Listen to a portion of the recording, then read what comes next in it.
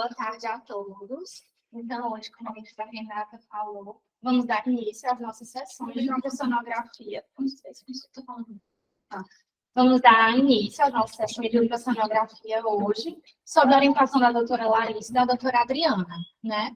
Então, eu nomeei essa minha apresentação, essa sessão, como tópicos em ultrassonografia da tireoide, em que foram colocados, né, pontos importantes, como a doutora Renata falou, sem se prolongar muito em aspectos não tão relacionados à imagem em si. Quando a gente fala em ultrassonografia da tireoide, é importante que a gente lembre sempre que esse é o método de escolha, né? Existem métodos em estudo para avaliação da tireoide, mas é o principal método que a gente tem, que ele nos possibilita visualizar alterações difusas do parênquima, bem como alterações focais, né? Alterações nodulares, podendo ser até utilizado como um meio de diagnóstico precoce de alterações.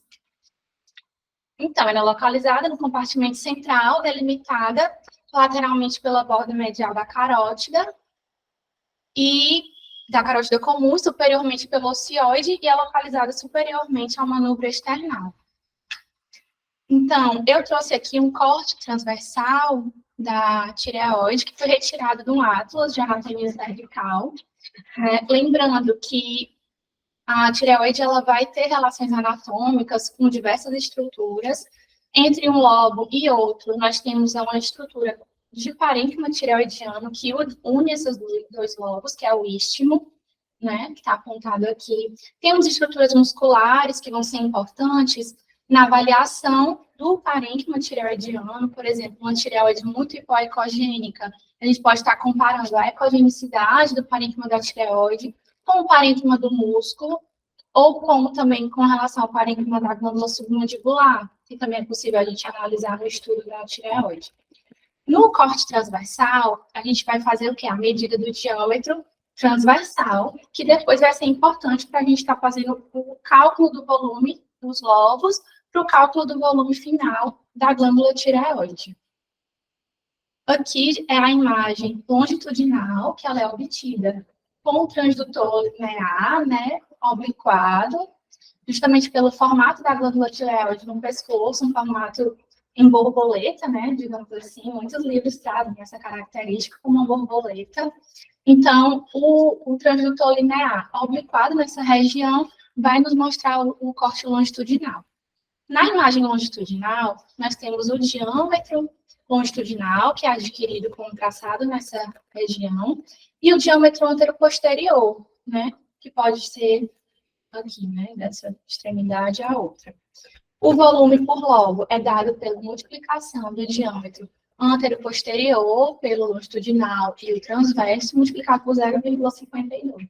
Vamos somar e dar o volume total, né? Multiplicar por 0,52, aliás, soma o de cada e vai dar o volume total da tireoide. Esse volume varia de literatura para literatura. Algumas vão apontar de 6 a 15, tem outras que são de 5 a 14, e algumas até mais rigorosas, dependendo de quem está realizando o exame, pode até considerar volumes menores da glândula. E o istmo, né? Essa estrutura que conecta, liga, né, um lobo ao outro, né, o lobo direito ao lobo esquerdo, de parênquima tireoidiano, que a gente vai medir seu diâmetro longitudinal, e aqui o seu diâmetro transverso, né, obtido com, a gente vira o transdutor em cima do istmo, e a gente vai ter essa imagem transversal, e o diâmetro anteroposterior do istmo. A vascularização da tireoide, quando em condições normais, ela é principalmente periférica e com raros vasos que vão adentrar o parênquima tireoidiano. A velocidade do pico sistólico das artérias tireoidianas inferiores normais varia de 20 a 40. É o que tem mais na literatura, né? 20 a 40 centímetros por segundo. E a sua vascularização arterial é realizada principalmente pelas artérias tireoide superior e inferior. Pronto. Pode ter anomalias congênitas de tireoide, como em todos os nossos órgãos, né? Pode existir a aplasia do istmo ou a aplasia de um dos lobos. A hipoplasia, aqui, né? A hipoplasia do lobo esquerdo, mas pode ser também hipoplasia da tireoide, hipoplasia do lobo contralateral. A tireoide ectópica, né, é quando nós temos parênquima tireoidiana localizada em outro local. Aqui nessa imagem é uma tireoide ectópica localizada na base da língua. Lembrando que no período embrionário, a tireoide ela migra, né, da base da língua pelo ducto tireoglosso até atingir sua posição final. E aqui é uma tireoide ectópica. Também relacionado à descida da tireoide, a gente pode ter o lobo piramidal, que não é uma anomalia, é uma variante da normalidade, uma variante anatômica, que é realmente um remanescente dessa descida da tireoide pelo ducto tireoglosso. E estima-se que aproximadamente 40% da população pode ter lobo piramidal. Bom, quando a gente fala de doenças difusas, né, eu vou adentrar aqui um pouco sobre elas. É importante que a gente lembre que elas têm algumas características compartilhadas, mas nem sempre a gente vai encontrar essas alterações quando a gente estiver diante de uma, por exemplo, uma tireoidite Hashimoto, né? A gente vai ver alterações do parênquima, né, que pode estar mais heterogêneo, pode ter também um aumento da glândula tireoide em seu volume, que a gente pode chamar de bócio, né? É o bócio quando a gente tem um aumento do volume da glândula. Então, só para pincelar aqui características das principais doenças difusas que a gente vai encontrar. Além, claro, dos bócios multinodulares, bócios tóxicos. Então, a tireoidite de Hashimoto.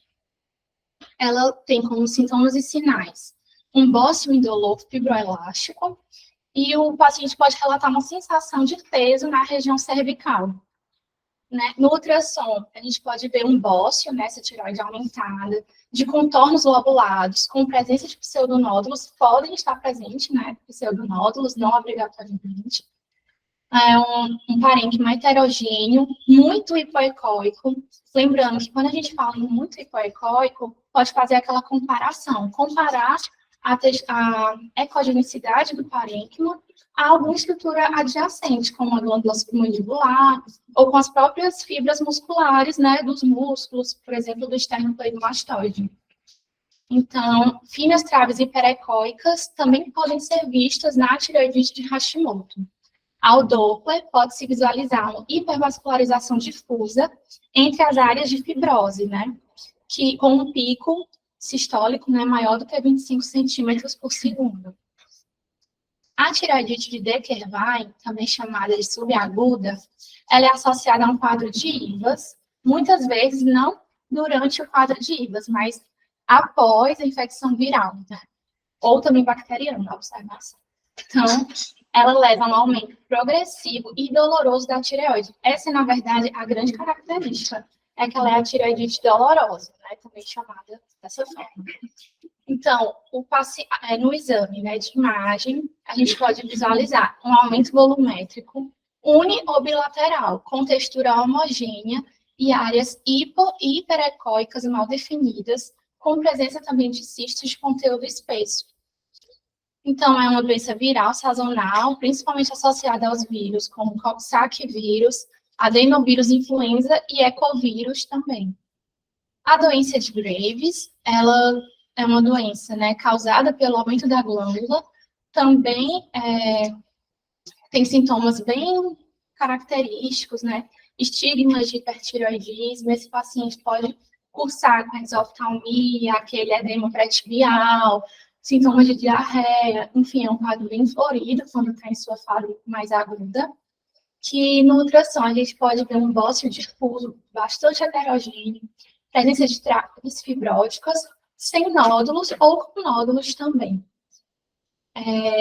Uma característica bem interessante ao Doppler é a presença do inferno tireoidiano, que é uma hipervascularização desse parênquima com velocidades de pico acima de 65. A tireoidite de Riedel, também chamada de tireoidite granulomatosa, ela leva a um bócio indolor endurecido aderido a estruturas vizinhas. Então, pode ter invasão de outras estruturas, ultrapassar a cápsula tireoidiana, né? Então, um bócio heterogêneo entremeado por áreas hipoecóicas que ultrapassa a cápsula e invade estruturas vizinhas, né? Podendo chegar até camadas musculares também. Eu trouxe algumas imagens só para a gente caracterizar mais, né? Esse bócio, o que é interessante aqui nessa imagem que eu queria trazer para a gente falar, que foi utilizado o recurso do Virtual Convex. Por se tratar de uma tireoide de volume grande, provavelmente não ia se conseguir com a faixa do linear mesmo, né? Então, tenta-se ampliar para ter uma visualização melhor de todo o parênquima tireoidiano. Entretanto, nem sempre é possível, mesmo com Virtual Convex, sendo necessário utilizar o transdutor convexo. Então, nessa situação, a gente pode estar utilizando o convexo para aferir melhor essas medidas, né? E visualizar por inteiro. Então, a hipertrofia do istmo pode estar associada também a esse quadro, o inferno tireoidiano, né, que é bastante vascularização no parênquima, e aqui ficou pequenininho, mas era para mostrar que a velocidade de pico está acima de 100, se eu não me engano, nessa imagem. Um quadro de Graves. Aqui já seria para ilustrar imagens relacionadas à tireoidite de Hashimoto, né? Então, um padrão micronodular, infiltrada no parênquima tireoidiano, a hipervascularização na fase aguda, que pode, em fases mais crônicas e atróficas, cursar com hipovascularização, bem como com redução dos volumes da glândula. E as septações lineares, que também podem estar presentes. Bom, eu trouxe aqui a elastografia, que é um método, né, que está tendo bastante estudo com relação a ele. Quando a gente fala em elastografia, a gente está falando de um estudo, né, que utiliza um software específico que avalia a dureza das estruturas do corpo, né, a elasticidade das estruturas. Se tratando de processos neoplásicos, já tem bem estabelecido que muitas lesões precursoras, ou malignas mesmo, são mais duras e mais aderidas ao seu parênquima adjacente. Então, o estudo da elastografia, ele tem esse objetivo, né, de avaliar a dureza, a elasticidade dos tecidos para predizer sua malignidade. Entretanto, atualmente, o modo B e o Doppler já nos dão bastante informações, portanto, a elastografia não tem ainda sua prática estabelecida, né? Ainda estão sendo estudados, tem artigos nesse sentido aí sendo produzidos. Então, ainda vamos chegar ao Tirrages, mas eu já quero trazer um caso para a gente discutir, né? E até falar sobre uma eventual conduta com relação a esse nódulo, certo? Então, esse caso da doutora Larissa, a gente vê aqui uma tireoide, né? E no seu lobo esquerdo, uma imagem, né? E aí eu queria saber se alguém gostaria de falar que ele longitudinal e no transversal. Ângulo misto, pegando na frente cístico, com área sólida isoecogênica. Não sei se já para ver se tem algum artefato na área sólida, algum micro, tá difícil de dizer assim à distância, mas eu diria que está mais para um olhinho. Aí tem que ver no transversal, os contornos bem definidos, né? Mas aí no transversal, a medida se vai dar a largura maior do que a altura. Eu acho que não. A altura está maior, né? Então a altura está mais alta do que o largo. Lembrando que essa medida é no transversal, né? Transversal mesmo, que nem a Débora disse. E naquela outra foto da outra, na pontinha também tem uns pouquinhos antiarecóides, só para a gente não ficar focando só naquela área sólida. A gente vê o nódulo por inteiro. Isso. Aí tinha uns pouquinhos ecogênicos, mas tinha diferentes. E a parte sólida tem vascularização. Aí tem as medidas dele, né? E aí, esse seria um nódulo para a gente prosseguir como? Mandaria para o diagnóstico tecidual? Samara, se eu encontrar esse não, você fala nesse exame. Sério, tá? Fica bem.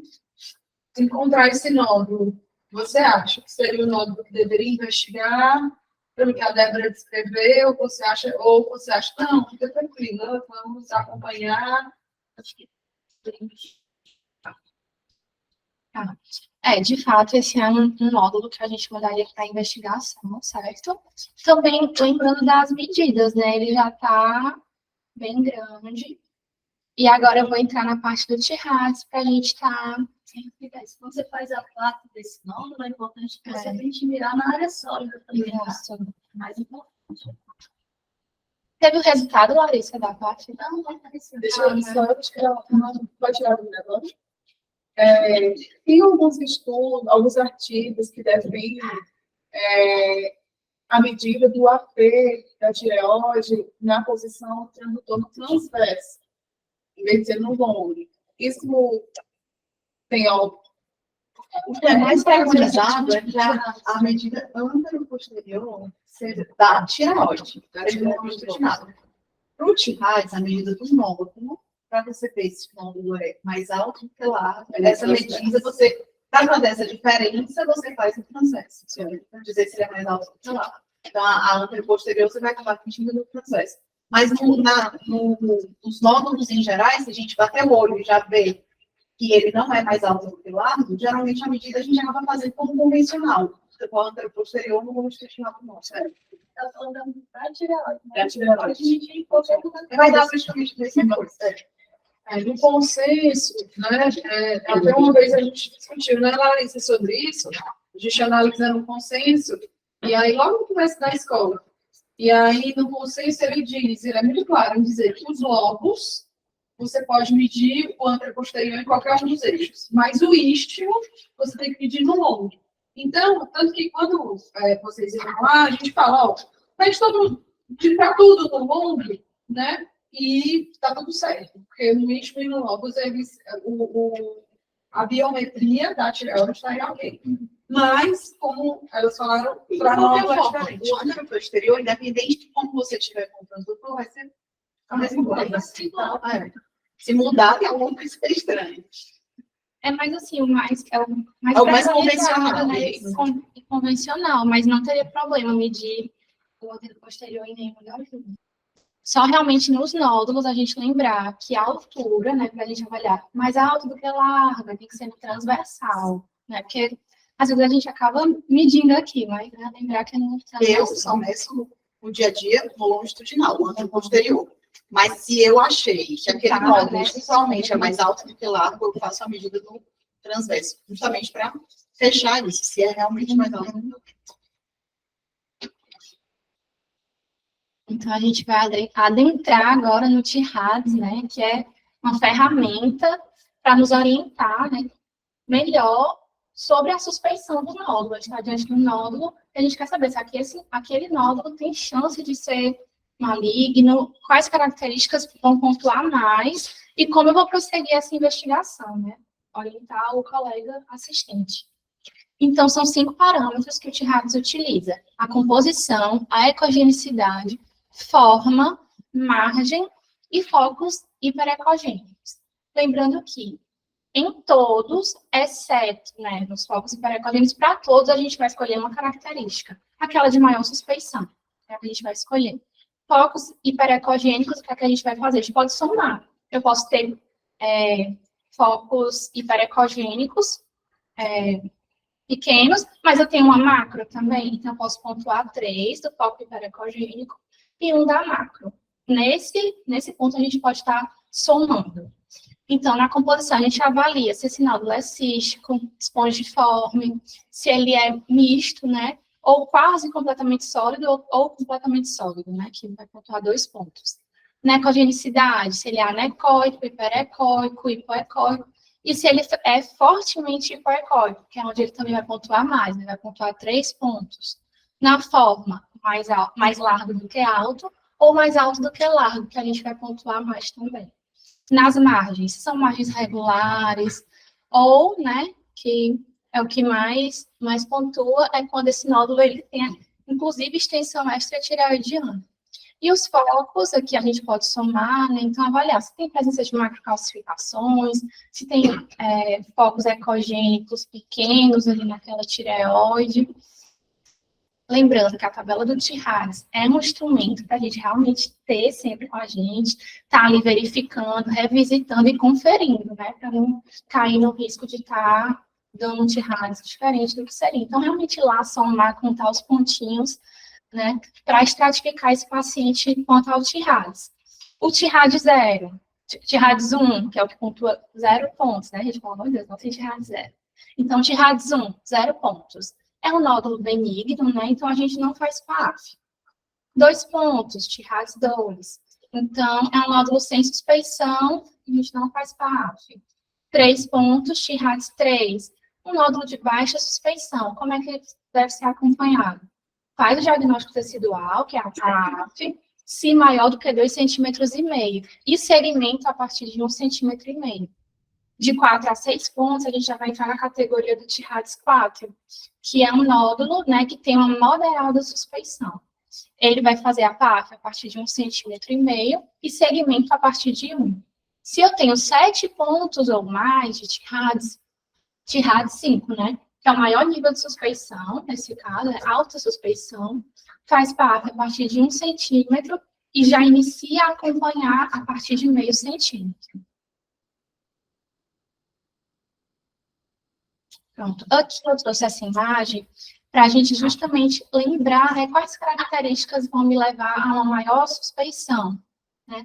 Desde um nódulo, então uma imagem, né, mais cística nesse parênquima, até imagens, né, com diversos focos hiperecogênicos de permeio, ecogenicidade mais hipoecogênica, né?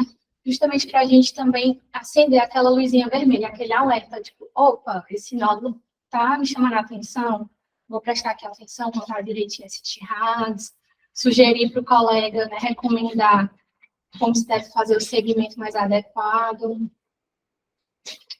Esse follow-up, né, esse acompanhamento. Vou começar aqui por baixo, certo? Se for um T-Hades 3, o acompanhamento no primeiro ano, né, em 1 ano, 3 e 5 anos. Um T-Hades 4, 1, 2 e 5 anos. Um T-Hades 5 anual até 5 anos. O que é que a gente tem que avaliar nesse acompanhamento? As medidas, né, para comparar se está tendo crescimento do nódulo. Então, se ele tiver um aumento de 20% em pelo menos 2 dimensões, né, se ele tem um aumento de pelo menos 2 milímetros em uma das dimensões, ou um aumento de 50% do volume. Lembrando que, quando a gente for sugerir a PAF do nódulo, devem ser priorizados 2. Então, né, 2 por vez. Então, funcionar preferencialmente os de mais alta suspeição. Né? Tem também a classificação de chamas, né, que é baseada justamente no estudo ultrassonográfico com Doppler, nos nódulos, e propõe também uma estratificação de risco baseada no padrão de vascularização do nódulo. Então, ela varia de 1 a 5, sendo chamas 1, aquele nódulo que não tem vascularização ao Doppler. Chamas 2, ele vai apresentar uma vascularização periférica. Chamas 3, tem uma vascularização periférica maior do que central. Chamas 4, tem uma vascularização central maior do que periférica. E o Chamas 5 tem a vascularização somente central, sendo este, pelo estudo da doutora Chamas, o de maior suspeição. Aqui nessa imagem, justamente para a gente visualizar, né, o que seria o Chamas 1, né, Chamas 2, né. Aqui são 2 imagens que ele colocou como sendo Chamas 3. Chamas 4 e Chamas 5. Aqui, né, utilizando o chamas e a característica de ecogenicidade do nódulo, são informações que, associadas ao índice de resistência, podem predizer também a malignidade de um nódulo. Então, a gente vai ver se esse nódulo é hipoecogênico ou não hipoecogênico. Qual é o padrão de vascularização aos chamas dele? Então, se ele tem um padrão, ele é um hipoecogênico, por exemplo, e ele tem um padrão de chamas já 4 ou 5, que seria aquele já de maior suspeição, e ele tem qualquer índice de resistência medindo 1 a 2 centímetros, ele já é um nódulo de alta suspeição. E assim a gente vai utilizando, né, associando esses parâmetros de Doppler, padrão de vascularização do nódulo e o tamanho. Trouxe 2 casos de chamas para a gente também discutir, para vocês dizerem o que acham do padrão de vascularização. Qual chama seria?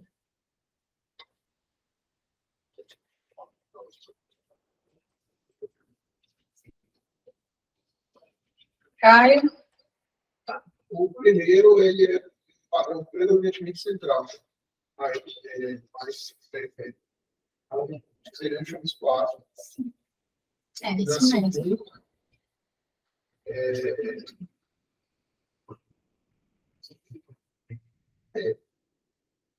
É igual a central, mas sei. Acho que é muito diferente. É 4 e 3. Doutora Adriana, quer falar agora? Eu quero falar, pode se acabar, que aí eu vou falar de alguns slides que você falou. Ah, tá, certo. Tá? Aí a gente vai com isso. Pronto, gente, na verdade, essa é a minha apresentação, né? Assim, trouxe alguns temas para a gente alinhar, né? A doutora Adriana quer fazer algumas observações. Deixa eu só falar. Deixa eu voltar. Tanto faz como a gente não vai avaliar a direção do curso. Isso, não faz o que você precisa. Eu vou voltar. Eu vou voltar uma coisa. Assim, transmitindo de vocês falam. Ali, aqui ela não aparece, né? Mas aqui aparece.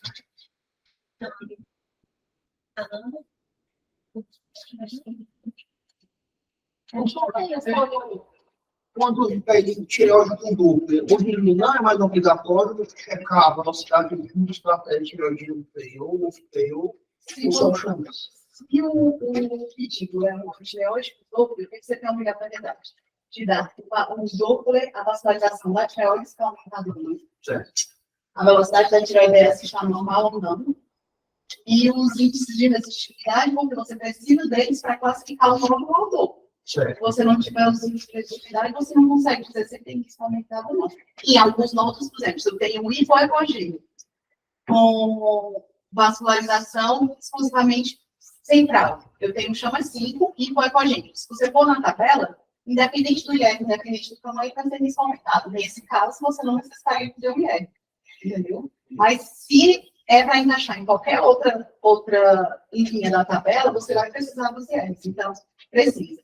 Vascularização da tireoide está aumentada ou não, velocidade de fixo histórico da tireoide inferior. Por que a tireoide inferior? Você pode usar a tireoide superior, porque muitas vezes a gente não consegue da inferior. A gente usa o padrão da inferior, porque foi o que foi feito no estudo. Tá? A superior não vai ter tanta diferença da inferior. E os IRs para fazer, tanto os IRs para fazer o risco do Doppler, do nódulo, como o padrão de vascularização. A vascularização do nódulo. E como é que a gente faz isso?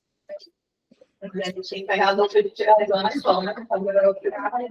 você vai pegar na... Eu já fiz com alguns. Você vai pegar na periferia do nódulo, você vai botar o cálifer, e aí vai traçar como se fosse uma velocidade. Então, você vai traçar como se fosse a velocidade do IR da artéria hepática. Isso, você pode fazer, independente de... Só para não esquecer. Lembrando que é índice de resistência. Então, não se preocupe com o ângulo.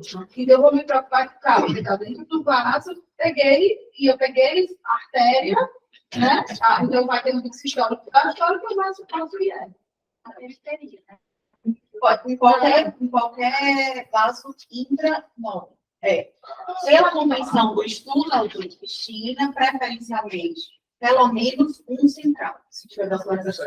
Tem no central, você prioriza o central, né? Porque Tem que ter pelo menos um central. Isso é na teoria, gente. Na prática, a gente não consegue pegar nem o central. Você tem que pegar para IVR, entendeu? Assim, o que é o preconizado na teoria, pelo menos um central. 3 fazer a média, né? Isso. Que aí já falou o valor de colocar nela também. É isso que eu vou mostrar. Eu vou voltar à apresentação, que aí vocês vão ver direitinho. Tem na escola, é porque tiraram a minha, mas lá nas pastas de. Acho que eu tenho Na pasta de máscaras, a minha máscara, a minha, né? A máscara da doutora Cristina tem aquela tabela que ela não apresentou. Era aquela tabela, entendeu? Aí é como a Adriana falou. Quando é que você faz? Eu faço quando eu acho que tem aquele nódulo borderline, aquele nódulo que, será que isso vai mudar a conduta? Aí eu faço.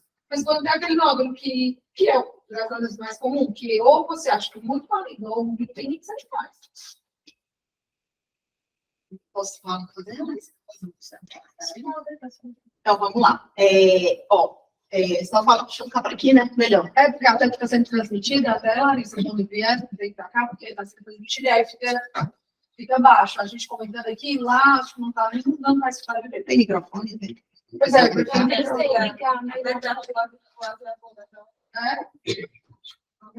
Então, vamos lá. Essas delimitações que a Ananda falou aqui não é a delimitação da tireoide, que na hora que você estava explicando, ficou meio confuso se era o que delimitava a tireoide ou não. Isso é o que delimita o compartimento central, tá certo? Da região cervical. Outra coisa que você comentou aqui a gente vai... eu quero verificar se o parênquima da tireoide é hipoecogênico ou não. Para verificar se o parênquima da tireoide é hipoecogênico ou não, às vezes só olhando a gente não precisa comparar com nada, a gente já sabe que é hipo, ok. Tenho dúvida, eu vou comparar, divide a tela ao meio, compara com a submandibular. Quando a gente compara com a submandibular, a gente vai ver se tem ou não a ecogenicidade reduzida com relação à textura da submandibular. Com relação à comparação de ecogenicidade da musculatura pré-tiroidiana, essa a gente vai usar para falar se o nódulo é ou não marcadamente hipoecogênico. E ele tem isso, marcadamente ou muito hipoecogênico. Ele tem que ser, se ele for da ecogenicidade da musculatura ou menos ecogênico, né, mais hipoecóico, ele vai ser um nódulo marcadamente hipoecogênico. Ele ganha mais pontuação no TIRAIS. O que mais? Acho que daqui não tinha nada mais para falar.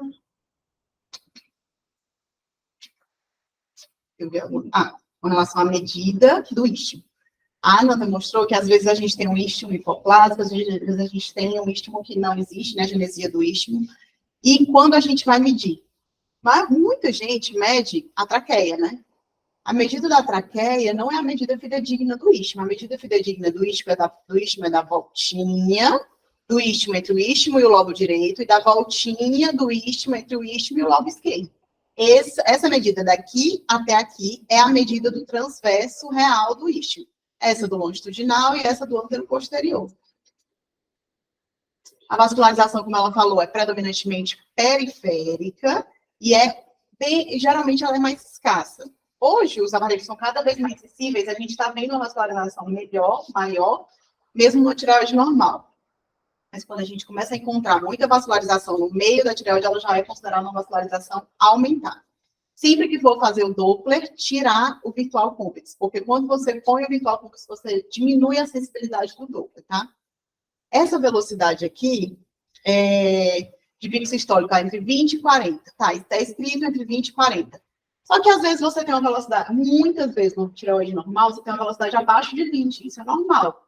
Então a gente não usa tanto um limite inferior, mas o superior, tá? E quando você tem uma tireoidite crônica, aquela bem pequenininha, toda heterogênea, nós vamos geralmente encontrar uma velocidade próxima de 10. Aí você tem uma velocidade que você não cita como baixa, mas te chama a atenção por já estar bem mais baixo do que o habitual, que está em torno de 18, 16, de uma tireoide normal. 20, 25, tá?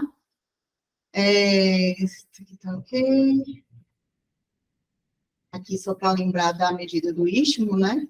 Que é daqui da voltinha até essa voltinha. Com relação ao lobo piramidal, né? A gente consegue observar esse tecido tiroidiano que continua após a cartilagem, acima da cartilagem. E ele, muitas vezes, está relacionado... Se a gente encontra um lobo piramidal, a gente sobe o transdutor e vai procurar um sentido de estrogosto. Porque, muitas vezes, o lobo piramidal está associado a um sentido de estrogosto, tá? E a gente tem que relatar a cisto duplo estroglócio no nosso laudo, porque às vezes acontece, o paciente está com um nódulo imenso, não sabe o que é, vai com ultrassom, é um nódulo heterogêneo, vai para a punção, não necessitaria, se a paciente já sabe que tem um cisto duplo estroglócio, ele só infectou. Só vai tratar, não precisa de punção. O que mais aqui? Tinha alguma coisa que eu ia falar? O inferno tiroidiano é quando a gente praticamente não visualiza parênquima tiroidiano quando liga o Doppler. É tudo vascularização, tá? Deixa eu ver aqui só.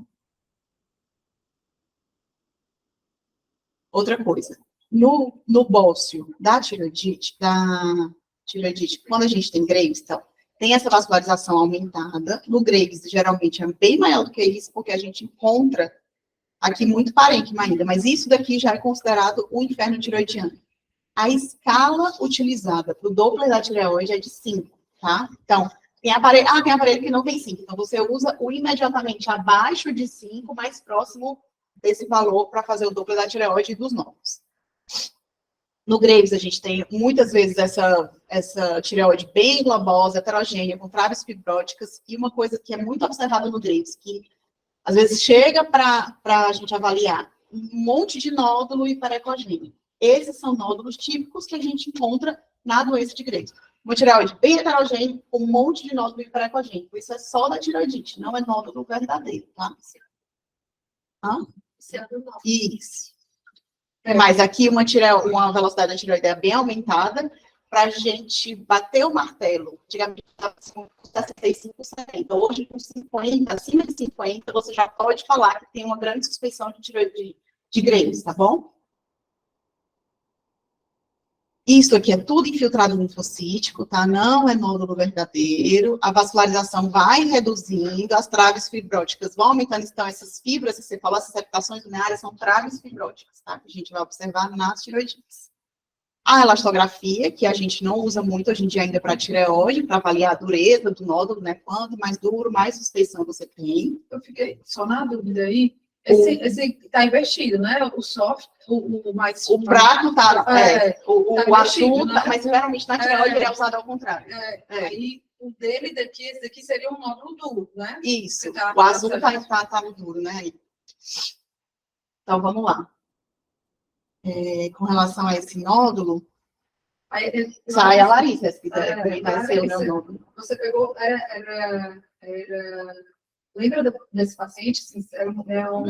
Todo dia que vocês pediram a aula, eu tinha acabado de fazer o exame dele. Aí eu disse que ia vir para fazer a função, você não apareceu. Pronto. Não, eu fiquei curiosa, porque assim, a gente tem um descritor do T-Hards, eu acho, e aí, mais para trazer essa discussão com vocês, né? Mas assim, a gente tem esse descritor de T-Hards, a gente tem, eu acho que é importante usar sempre a nomenclatura, porque mostra até a atualidade e fica mais fácil o entendimento. Mas aí, quando eu olho, por isso que eu instiguei a Samara, porque até todo mundo acharia isso mais, vamos dizer, feio, né? Uma nomenclatura mais visual. Mas é importante também, além da gente usar o T-Hards, a gente vê um paciente, por exemplo, se é um homem, cuidado, né? A gente sabe que homens têm, então assim, mesmo que fosse pequeno, que não tivesse toda essa imagem mais florida, a gente tem que lembrar do que a gente já sabe de estudo, né? Homens, quando tem nódulos, os nódulos são, na maior parte, malignos, né? Tem que investigar. Pacientes que têm história prévia de câncer, que tiveram radiação, né? Tem que investigar. Então, lembrar de um paciente estar do seu lado. Por isso que eu me lembrei de perguntar agora para a Larissa, ela sabia lembrar da história. Mas o paciente que você está fazendo. Então, lembrar que tem o T-Hards, que é o descritor, tem todas as características do nódulo, beleza. Mas o que tem também? Tem o que você já sabe da clínica. Você já sabe que esse nódulo é que eu não tenho mais atenção a ele. Então, quando você achar que ele é suspeito, não só pelo T-Hards, ficar aquele T-Hards mais ali, meio em cima do muro, junta a clínica e vai no que você acha também, para não ser só um fazedor de exames, entendeu? Porque às vezes você se depara com alguma coisa que era maligno mesmo e você poderia ter passado, né? Isso aí era um rapaz, um cara de 40 anos que sentia uma bola no pescoço de uma hora para outra, segundo ele. se ele, não, isso aqui no Natal não tinha isso aqui não, né? Aí ele foi pro médico porque ele sentiu uma bola no pescoço. Realmente dava para ver de longe, assim. Ó, crescimento rápido, né? E com essas características. Então, mesmo que não tivesse tudo isso, de repente você já mandaria fazer. Você esquece um pouco o T-Rax, né? E já pega por mais, vamos dizer assim. Então, eu vou só falar um pouquinho desse nódulo, assim, eu não estava vendo, eu não sei se parecia ter microcalcificação lá na hora do exame. Que aparecia mais na periferia lá não.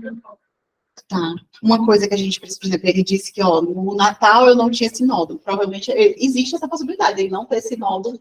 Não é que ele não tinha esse nódulo visível no Natal. Por quê? Porque o que é que pode ter aumentado? Apenas a área cística. Então, o que é importante quando a gente tem um nódulo desse tamanho e tem uma área sólida mais parietal assim? Sempre faz a medida do nódulo inteiro e faz a medida dessa área sólida que está mais concentrada aí numa determinada localização. Por quê? O que vai ser mais importante de acompanhamento de tamanho anual do nódulo desse paciente? A parte sólida. Então, você vai dizer, teve crescimento significativo ou não?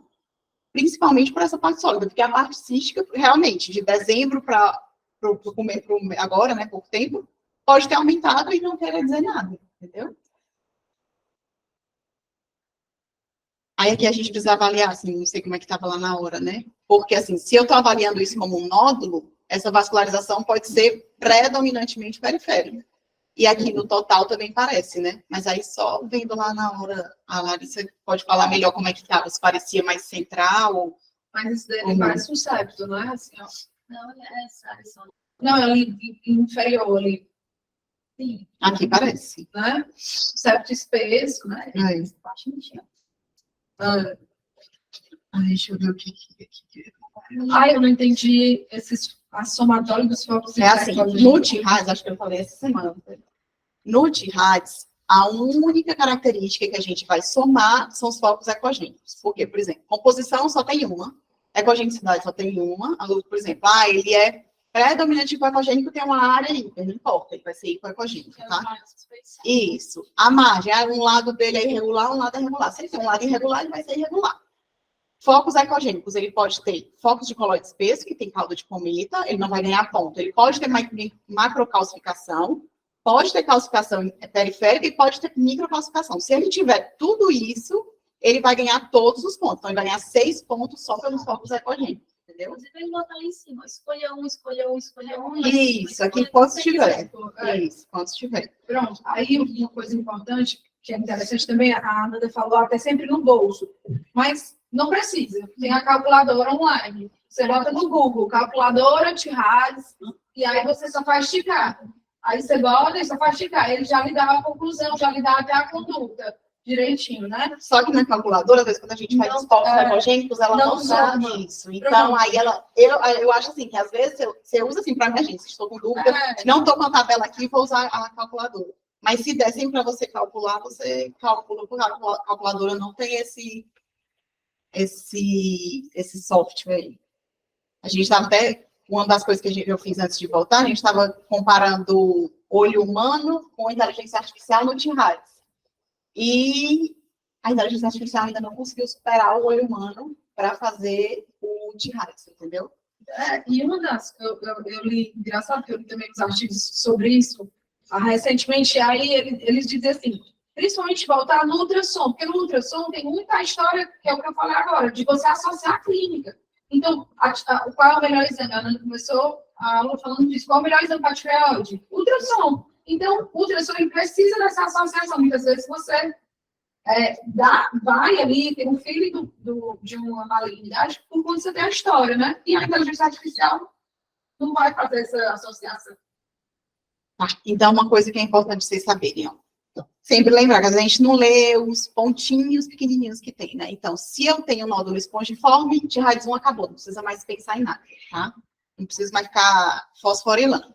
Se eu tenho um nódulo com calcificação, que eu não consigo determinar a composição, e aí você vai atribuir o ponto, 2 pontos. E se eu tenho, por exemplo, um nódulo enorme, está ocupando, não sei nem dizer qual é a congenicidade daquele nódulo no meio da tireoide, você atribui 1 ponto. tá certo? Então, você põe como se ele fosse um nódulo hiperecogênico ou isoecogênico. Aqui, a Amanda já falou bem, aqui também. O que eu uso mais é o aumento de 50% do volume em um ano. Por isso dá sempre o volume. Sempre né? 3 dimensões, pelo menos, porque às vezes, a maioria, muita gente só dá 2 dimensões, às vezes uma, tipo aqui. E se você tem pelo menos 3 do último exame, você pode calcular. E ver, já que a pessoa não calculou para você, mas você pode pelo menos calcular e comparar. Senão, E lembrar, né? você não consegue nem calcular. Você é um fator definidor. Não faz sentido você não fazer um exame, né, que dê um volume. Mas, deixa eu ver. Aqui sempre lembrar que maior ou igual, né? Eu estou puxando os 3 com relação a isso. Aqui sem vascularização, tem vascularização apenas periférica, que a gente tem um pouco de central, mas tende a formar o halo. Então, quando a gente tende a formar esse halo periférico, ele vai sempre cair no chão estreito, como se ele tivesse sempre uma predominância de vascularização periférica. Então, começou a formar aquele halo ao redor do nódulo, então você vai sempre pensar mais em chamas 3, que ele vai ser ou predominantemente ou igual. No 4, você vê que você tem algumas áreas que tem vascularização periférica, a maioria das vezes ele não vai tender a formar o nódulo e tem mais vascularização central. Então, ele é o 4. E aqui eu não tenho vascularização praticamente periférica, é só central, exclusiva, né? Aqui, alguém perguntou alguma coisa? Sim. Para que eu vou ter os IRs, né? Tá aqui. Por que eu vou fazer os 3 IRs? Porque essa tabela vai usar a média dos 3 IRs do nódulo. Se eu tenho um nódulo hipoecogênico com vascularização padrão de chamas 3, né? Que é vascularização ou mais periférica ou central igual ao periférico. E o nódulo é entre 1 e 2 centímetros no transverso, eu tenho que ter uma média dos IRs maior do que 0,68 para eu dizer que eu tenho um nódulo de risco aumentado. Deu para entender como que a gente encaixa na tabela? Por isso que a gente precisa... Não existe fazer um Doppler de tireoide sem fazer a média dos IRs para você dizer esse nódulo tem um risco aumentado ao Doppler ou tem um risco baixo ao Doppler. Não dá para você, é impossível você dizer. A não ser que seja como nesses casos que eu estava falando. É um hipoecogênico, chama 5, independente do que ele tiver de IR, ele vai ter risco aumentado. Então, aí você não precisa perder tempo fazendo IR com isso. Hã? Mas aí acaba tendo que medir o tamanho por conta do risco que você vai acompanhar. Né? Mas, assim, para dizer se tem risco aumentado ou não, não precisa realmente. Esses pingozinhos aqui que eu vejo de vascularização perto da periferia, não me faz considerar tanto, tá? Então, às vezes a gente fica meio na dúvida, é 4 ou 5, é 4 ou 5. Quando você põe na tabela, acaba que não vai fazer tanta diferença de risco. Ó. Por quê? Se ele é 4 ou se ele é 5, ele vai ter a mesma suspeição. Tá? Então, aqui, você fica lá, será que chama os 3? Será que chama os 4? Desencana disso, a gente já sabe que ele é marcadamente hipoecogênico. Olha a ecogenicidade dele com relação à musculatura pré-tiroidiana. É aí que a gente vai comparar. Então, ele é marcadamente hipoecogênico, muito aumentado. Ele tem vascularização ou exclusiva central ou predominantemente central. E ele invade, ele quebra a cápsula tiroidiana. Então, esse nódulo, não tem nenhuma dúvida de que ele é um nódulo de alto risco. Aqui, ele tende a formar o halo periférico, então ele vai ter uma predominância por vascularização periférica, e aqui, dá a dúvida, ele é predominantemente periférico, ele é predominantemente periférico ou é igual periférico e central? Não vai fazer diferença. Ou ser predominantemente periférico ou igual ao periférico central, que está no 3, ele vai, são as duas características do 3, ele vai ter a mesma suspeição de malignidade na tabela. Tá? Teve alguma dúvida que eu não tirei? Acho que eu esqueci de responder alguma pergunta. Doutora Adriana, tem uma calcificação que ela é periférica. Sim. E ela é uma macrocalcificação, eu vou acrescentar 3 pontos. Só que essa calcificação periférica, você já está usando a periférica para classificá-la. Entendeu? Você vai usar, aqui tem mais pontos, por exemplo. Calcificação periférica, a macrocalcificação é 1 ponto, calcificação periférica são 2 pontos. Então, eu vou pontuar com 2. Nesse caso, eu não preciso a mesma calcificação pontuar 2 vezes. Agora, se eu tivesse uma macrocalcificação no meio, uma calcificação periférica, aí eu somaria o ponto da macrocalcificação e o ponto da calcificação periférica. De achados diferentes. Isso, não é a mesma calcificação, eu não vou dar 2 tipos de pontuação para ela. Tá? Já que a gente questionando essa questão das macroclassificações, porque em tese a Macroclassificação não é maligno, logo muito classificada, logo mais benigno. mais benigno, só que no T-Hives ele ganhou um ponto. Aí, paciência. Assim, só completando, assim, da forma. Eu já acabei. Mas o que dizer, né? A Nanda já deu uma vontade aí. A Adriana também complementou. Eu nem já sabia, né? Só complementando, existem algumas características dos nódulos que não são bem descritas ainda no T-Hats e nem no Chamas, né? Mas que a gente vê no dia a dia e que aos poucos, quando você vai indo para os congressos, para as aulas, você vai vendo que as pessoas estão começando a usar. Por exemplo, quando a gente vê o nódulo, a gente tem a parte dos halos, né? Tem alguns nódulos que têm uns halos hipoecóicos ao redor.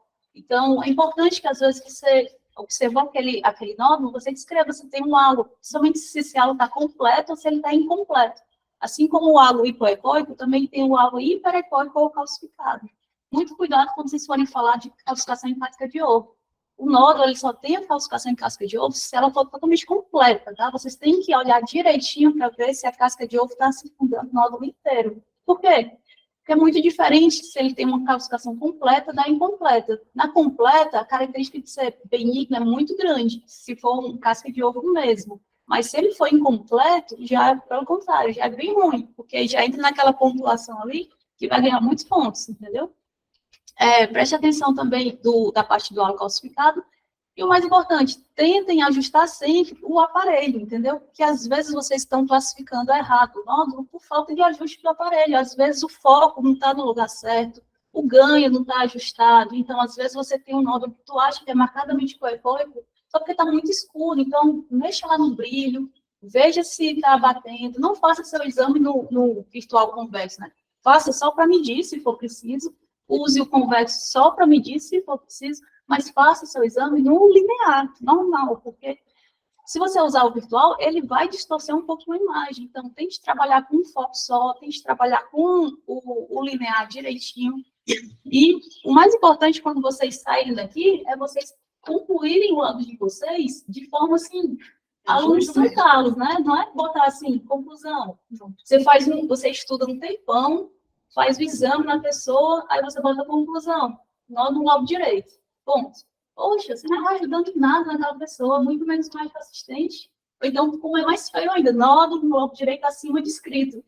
Poxa, o que a gente está fazendo? A gente está batendo foto, então. Porque se é só para ler o que está escrito, a gente vai ver a foto e pronto. A gente quer que o médico assistente que saiba se calcificação é bom ou é ruim, se coecóico é bom ou é ruim, isso é nosso trabalho, entendeu? A gente tem que olhar os nódulos, ou então, quando é mais feio ainda, que eu dá vontade de rir.